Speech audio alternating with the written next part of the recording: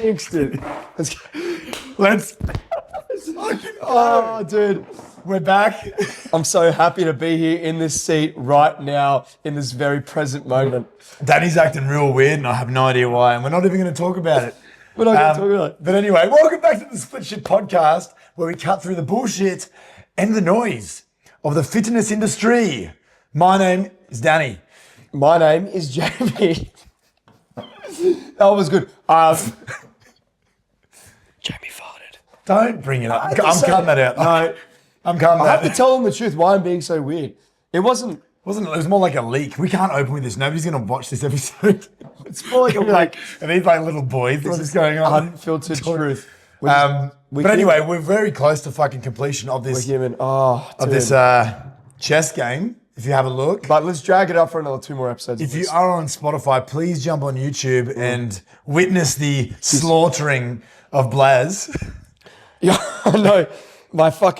My dignity is stripped away piece by piece right now. He's got 1 king and 2 pornos, Yeah. and then But Yeah. the comeback is on. the comeback is real. Yeah. What are we talking about today, Braz? Dude, we are going to be talking about, we've got 2 questions. 2 questions each. So we have 2 questions total. I'm used to the speed runs, hey. Yeah. Where we just got something that we can just keep bouncing through. Anyway, 2 questions. I got one for Jamie. Jamie's got one for me. Something around fitness and health, which I'm really excited about. Or is it? Or is it? No, it is. I hope it is. No, it is, yeah. Is it? No, yeah, 100%. It's apparently it is. Or is it? We'll find out. Well, which I'm really excited for, and I have no idea. We have no idea, and we're just going to kind of run with it, and we'll see how we go. So this is what we do best: pressure, anxiety, and blabbering. The three 3 B's. Bs. 3 B's. 3 Bs. Pressure, anxiety, and blabbering. The 3 B's. Danny, And literacy. literacy. How do I stay motivated when I'm not? Are we ready for this? I'm ready. Okay, I'm ready. cool, sweet. But I will say, Are you ready? if I sound a little bit nasally, I have been sick again. Sick on the bags. He's on the Colombian marching powder. Before every single podcast, I told him he needs to break the habit. It's horrible, horrible. Good for dieting. But they also have Right. to. So it's in the form of OxyShred, apparently. How do I stay motivated when I'm not seeing results? 6 fucking minutes. Hit it. Straight out of the gate. 6 minutes for this. Ooh. Okay, so how do I stay motivated when I'm not seeing results? That's a good one. That's a very common one, I think. No, I definitely know that's very common. I hear that a lot with clients. I've actually heard that recently with one of my clients, and I'm going to navigate this in two paths for you. We're going to go with the first path. I'm going to go down the second path. The first path is, let's look at it. Okay, what if you're actually not seeing results? Let's start there. You're not seeing results. Okay. That's a good acknowledgement to say, I'm not seeing progress somewhere. What do I need to do? What do I need to change? Because Einstein's quote, what does he say, is that keep doing the same thing. The definition of insanity is you're doing the same thing and expecting a different result. Pretty sure that's what it is. Good bloke too. Good bloke. Oppenheimer, good movie. He was in it too. I love nukes. So look at the first part saying, what if you're not seeing results? Let's look at things objectively. Something isn't working. We need to change something right in the system that you've got. It could be, and the first thing we generally look at, especially as coaches, but what you can do for yourself is look at the objective variables that you can control, things that actually move the needle. So the first things is that assess what may be slipping between the cracks. Zoom out a little bit more. When we start to look objectively, we start to see where we take the emotion out and we start to figure out what may not be doing right. What's not really working right now? Is it your food? Is it your habits? Are you sabotaging more on Friday nights? Are you not tracking as accurately? Are you skipping sessions? Are you, missing, your movement? Are you, sleeping in more? Whatever it may be. Assessing what the problem is or what's actually not working for you right now is the first step. From there, we start to look into, okay, how do we reroute? We start to adjust the system to work in our favor to say, okay, for example, let's just say, you know what? I've been a little bit more blasé with my with my tracking. I've been getting a little bit more takeaway. Maybe my meal prepping on Sunday, I did it till Wednesday, and then Wednesday onwards, I've been just, getting food at the cafe for lunches and stuff like that. Here's what we got to do. Okay, what do we do there? Prepping from Monday to Wednesday, sweet. That's your plan for there. You're good to go. Wednesday, let's adjust. Let's by doing another plan, another meal prep day for Wednesday to Saturday, for example. This reduces the risk of going for, the cafe food, reducing risk of sabotage, whatever it may be. You found the problem. You found your solution. Last thing, make headway from there. Attack it, go for gold, and follow through with that. By far, so important. Once you've addressed the key things, when you're following through and things are moving in your favor, you're on. That's how we're creating change. Now, this is common, but more so the latter, I would say, is the more common one. I'm not seeing results, and it's killing motivation. And a lot of the time, most people are kind of at this stage that they're fixed on one sort of measurable progress, one sort of viewpoint of like, this is what I see as progress. Everything else doesn't fucking matter. Or it does, we're just not really seeing it. So the thing when it comes to let's start with managing motivation. Systems over motivation always. Motivation is going to come in waves. We've talked about this tens and tens of times already in this podcast, is that motivation is good when it's there, but it's just not reliable. So we need to work with our systems of like, here's the things that we can fall back on, because again, we don't rise to the level of our goals or motivations or anything like that. We always fall back down to our systems. What are we doing in our day to day that's non-negotiable, that's followed through, that's realistic, all that stuff. So we got to make sure we're in with that lens. A lot of times when people are experiencing this issue is that they're focusing on scales or something along the lines of that. Let's look at things that's a bit more out of the picture and looking at the full picture. We call it the full picture, is looking at the different quadrants of progress. You have measurable and immeasurable, but also you're looking at performance, you look at habits, you look at mindset, and you also look at, what was the last one? It was performance. Did I say performance? Oh, physique, how you physically change. When we start to look at all these four areas, so mindset, performance, habits, and the physique side of it, we start to actually recognize a lot more wins than we realized, because we're opening up those blinders, we're seeing more, and we're zooming out to say, I'm actually achieving things. Because let's be real, plateaus are going to happen. Plateaus are imminent, like they need to happen. Otherwise, we can't be progressing forever.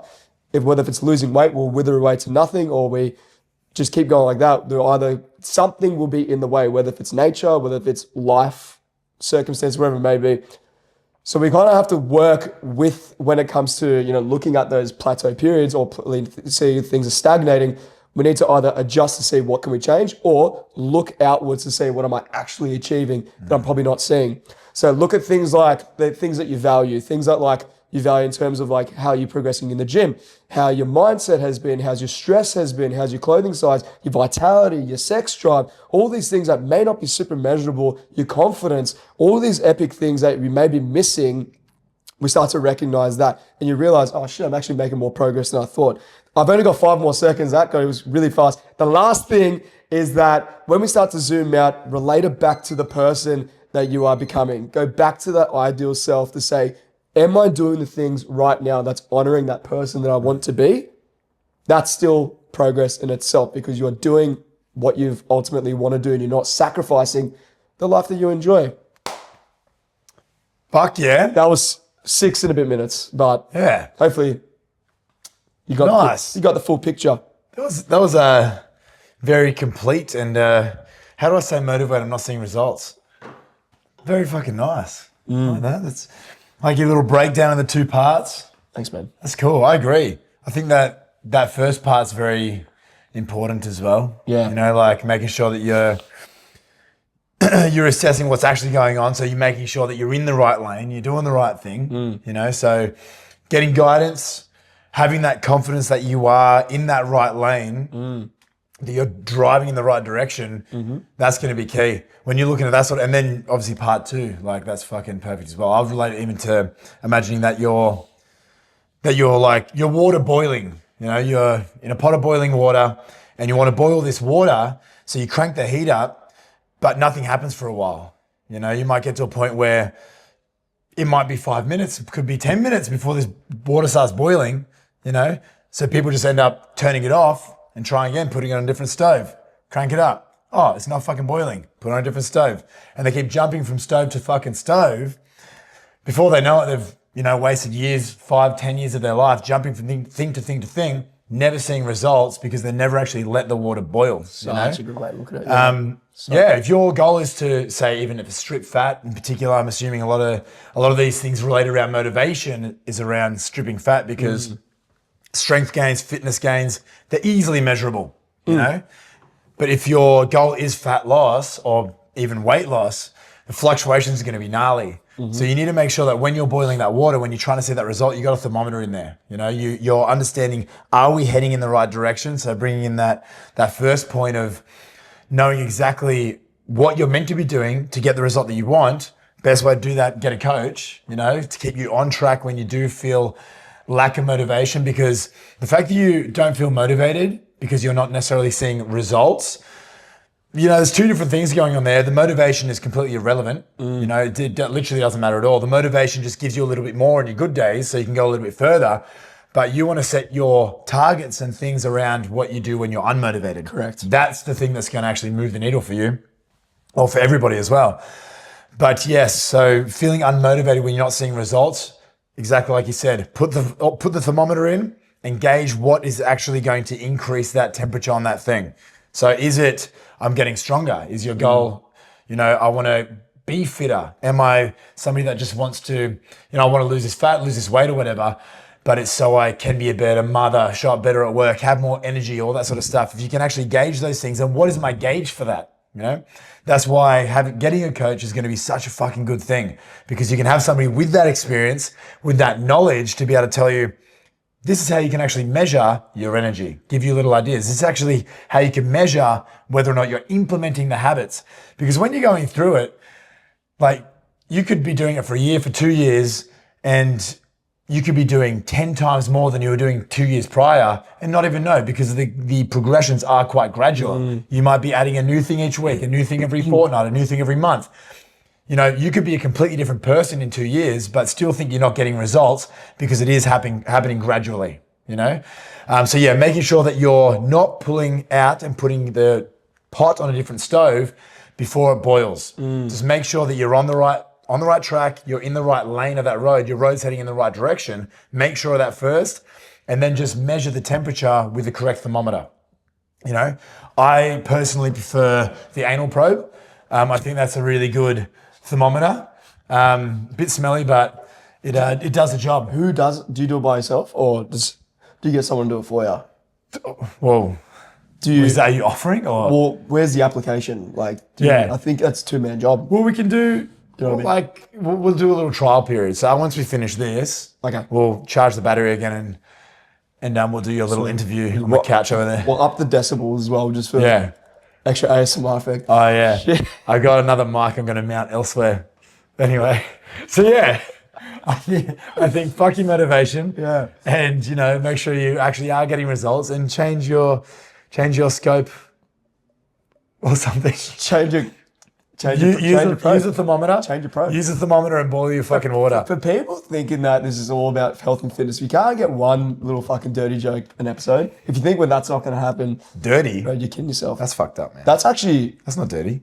it's not dirty at all. No, it's 2025. I can anal probe my bum if I want to on camera for the true. internet to see. That's true. That's true. Anyway, subscribe to our Patreon. It's going to be, I think, $20 a month, did we say? $20. $20 a month? Yeah, we'll start with like early bird 10, and then Yeah. My probing is worth a lot more than $10 a month. I'm just saying. Anyway. Anyway, that's that. Thanks for listening. I think we have another question. I do have another question for you, man. Or we'll have a question. I think I used all my juice in that. No pun intended. Anal juice, no?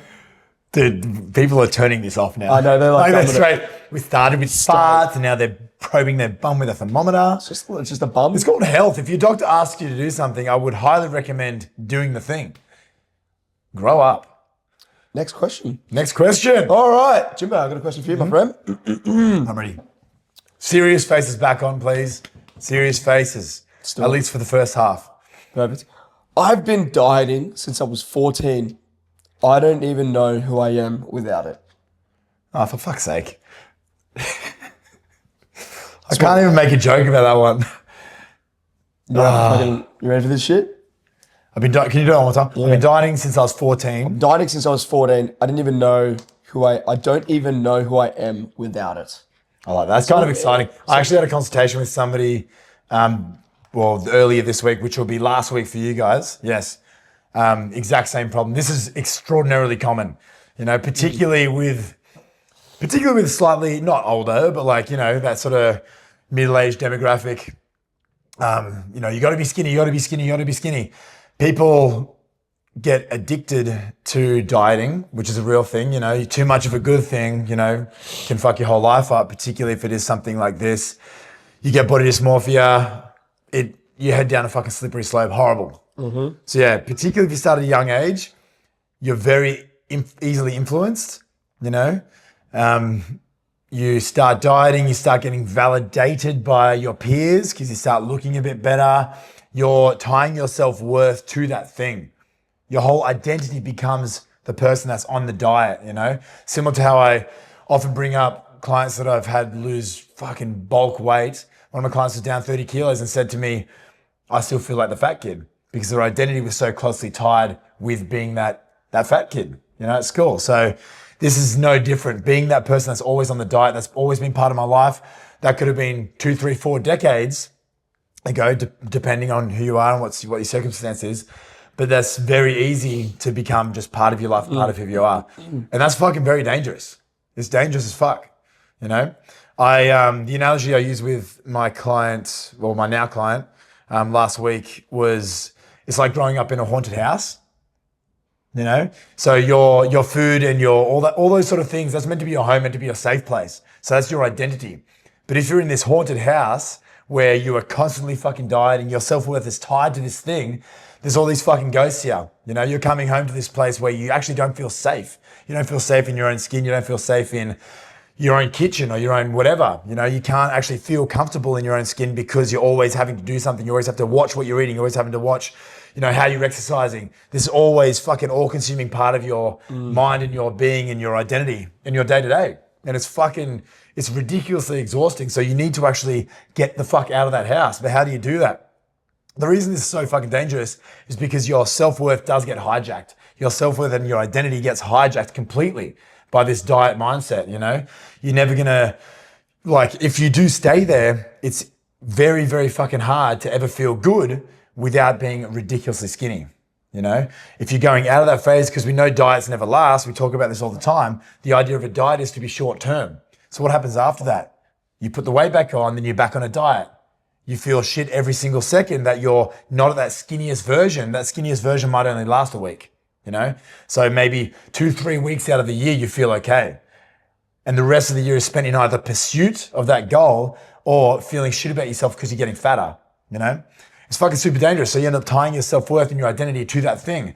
You stop trusting your body. You stop trusting your hunger cues. You stop trusting all these things that are just, that, people that aren't in that, state, they take for granted. Like we would take that for granted, But you actually end up not trusting yourself. Oh, I'm not actually hungry, or, I'm not actually full. If I am full, then that's bad because I've eaten too much. Fucking go make myself vomit, Ends up becoming this fucking super toxic thing. And then you just find yourself in that binge restrict cycle that we talk so much about. So you restrict your calories because, I want to lose this fat. Then you restrict so much that you end up binging, and then you feel really guilty about it. So then you go back on that diet and then you restrict again, then you can't maintain it. So you binge and then you feel shit and then you fucking self-sabotage, all this sort of, on this cycle. You end up with this all or nothing mindset where you're either on this diet or you're completely off. There's no in between.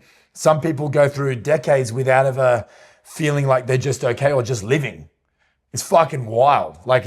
When you actually talk to somebody that's going through this shit, it's fucking insane. So it's super, super important that you actually prioritize getting that done, getting out of that, because it ends up eating up your life. It ruins your social fucking events. If you're going through, particularly as a teenager, how the fuck do you go hang out with your friends without being conscious of, oh fuck, I've got to measure what I'm eating, How do I end up going to the beach without being self-conscious about my body? all this sort of shit, because I'm never going to I'm always in pursuit of getting to where I need to go. So it's this all-consuming thing. So it's fucking important. Yes. I've just spent 4 minutes talking about How tough fucking it is. literally how shit that scenario is, but it's real. It fucking sucks, So it's important when we're looking at this fucking haunted house that you're in. You don't just try to fucking paint the walls. You don't just try to go on a new diet. You don't just try to, take out the windows, put new windows in by moving to a new gym or getting a new coach. You need to fucking knock that building down. You need to knock it down completely and rebuild it from scratch.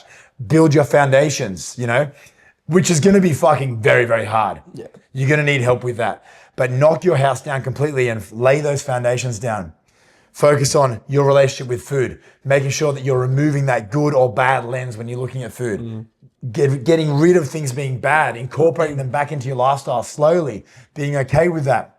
Having a period where you're just purely working on performance, exercise, being healthy, looking at the ideal version of what you actually want and actually living like that, So focus on, it's fucking very gnarly, but you need to be clear on what you've actually missed out on by living the way you've been living, what you've actually missed out on. Write all that shit down. If you've missed out on social events, if you've missed out on relationships, be fucking clear on that, so it hurts so much. It is so incredibly painful to stay where you're staying.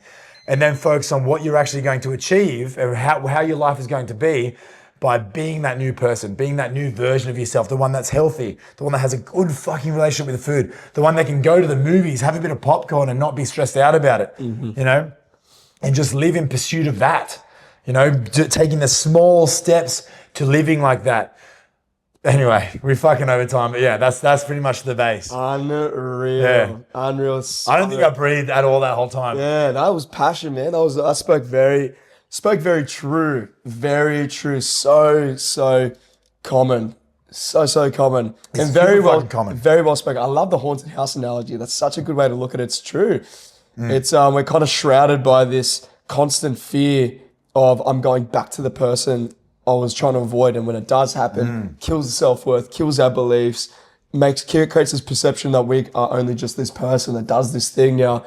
I love that you mentioned the putting your energy and focus into other areas of your life. That brings a value as well. So like going back to the ideal self, you always talk about the ideal self, but how you take away from the thing that was causing the issues, like if it was living life as just tracking and focusing just on that or just on result, look at the things that brings benefit to your life and create a strong contrast of where you're at now. Because the pain point, I love that you mentioned the pain point, because that pain point is so important as well. So looking at, our reason why and what really makes us need to move from where we are now is pain.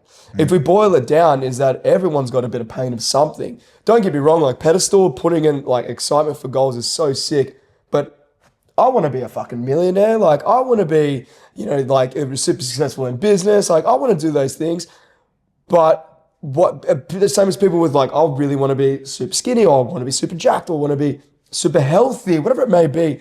None of it is attractive enough to them because it's not painful. It doesn't create the contrast of, wow, I'm really, stuck the way I am, and there's not enough pain in where they are to want to change. So they need to have a reason to want to stay there where they are. And it usually derives from pain. What's that pain point? So go back to that why, peel the layers back even more to say, why do I need to leave this place?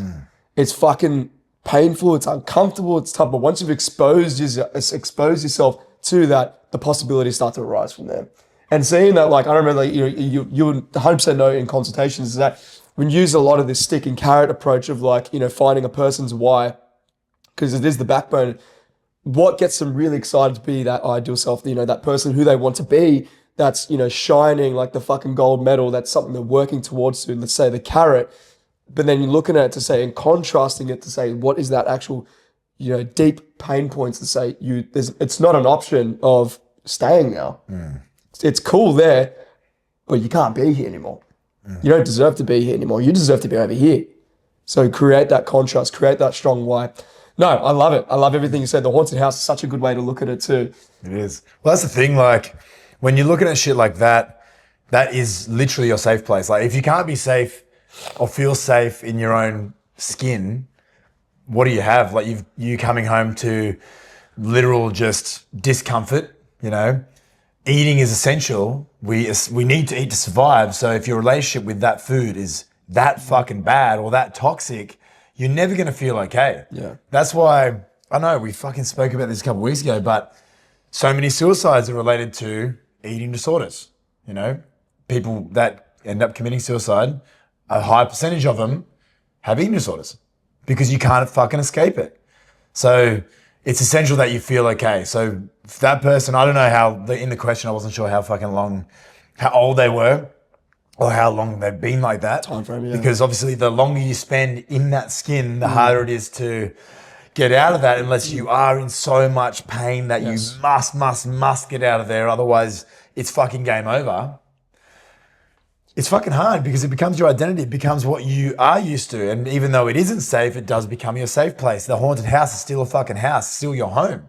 Even though it fucking sucks, it's still your home. So it's fucking essential that you knock that down completely and lay the foundations, lay the slab in a healthy way. Yeah. Do not fucking diet. Focus on becoming that ideal version.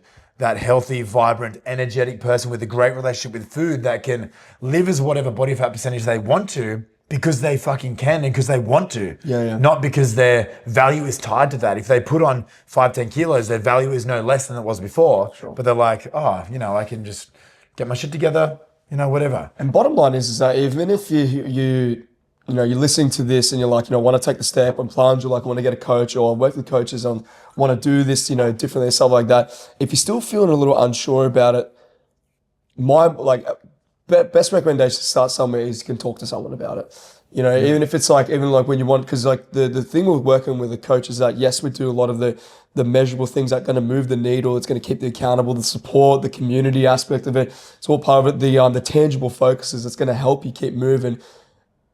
Bottom line is that if you're feeling so unsure and you're feeling like it's been crippling you for so long, talk to someone. Talk to someone that a professional that's willing to open this up with you in a safe way. If you're not ready to take that commitment with a coach yet, again, that's still progress in itself. Finding that, peeling back those layers, and it's like, okay, now I'm ready. Yeah. You'll find a coach that's going to be aligned with you, that knows you, that gets you. Because there's, again, on the flip side of that is that there are coaches. I was looking at So annoying. Looking at that fucking fly. Sorry. This fucking dog. And so there are coaches out there that don't get it. They are all just on just this is how it's going to go, because this is what they know. But if you, through our experiences, not to obviously put us too much on a pedestal, but the amount of times that we've seen this with clients is that we had to reroute to say this is not the way. There has to be a different way to be able to approach it in a place where it makes you feel good. The results are, there's a lot of, self-worth wins, the confidence starts to increase naturally. The things start to benefit you so much in your life, and then the results of that then becomes the weight loss or something that's a bit more around the vanity side of it. You know what I mean? So, yeah, we're pro talking, we're pro therapy over here, man. Oh, big pro. Big pro. That's everything. Yeah. Find out, and even if you went down to the depths of finding out why you got addicted to dieting in the first place, obviously, like I said, it's typically external validation. If you did start at 14, it's going to be the validation of others. You got your friends around you saying you look great, all this, you're getting all this validation. So you just do get tied to that thing. But yeah, a lot of it comes from childhood.